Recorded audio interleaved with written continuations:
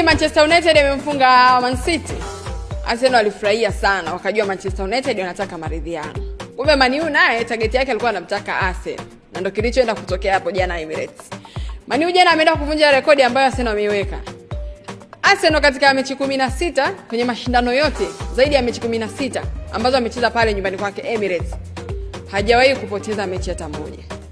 Lakini jana Manchester United amevunja rekodi.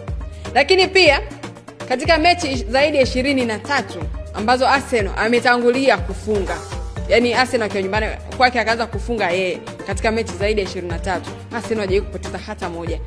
Jana Manchester United ameenda kuharibu rekodi. Arsenal alitangulia kufunga, lakini Manchester United akaja akashinda ile mechi. Kwa hiyo alienda kuharibu ile rekodi ya Arsenal ambayo ameweka katika uwanja wake wa Emirates. Na muona Arsenal atapambana wewe, lakini atakuja ataachia, atamaliza nafasi ya pili kama kawaida yake. Na uhakika na hilo kabisa. Mimi binafsi simpi Arsenal nafasi ya ubingwa kwa msimu huu, kulingana na fixture jinsi zilivyo.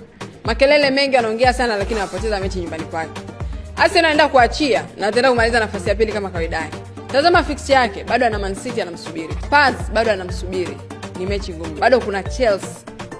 Arsenal katika hizo mechi zote hapo, kuna mechi tu atapoteza. Either atatoa sare ama atapoteza mechi kabisa. Na Man City ndio atachukulia nafasi hapo. Kwa namna ambavyo Carrick anaongoza Manchester United, mimi nadhani kama atakuwa na muendelezo mzuri hivi, Manchester United wanaweza kumfikiria wakampa, kwa sababu Manchester United bado wapo kwenye mchakato wa kutafuta kocha ambaye ataiongoza Manchester United. Carrick ni caretaker tu kwa msimu huu mpaka mwishoni wa msimu. Lakini kama ataendelea na muendelezo huu, ile DNA ya Manchester United, naona kabisa Manchester United wakimpa Carrick timu kwenye msimu ujao.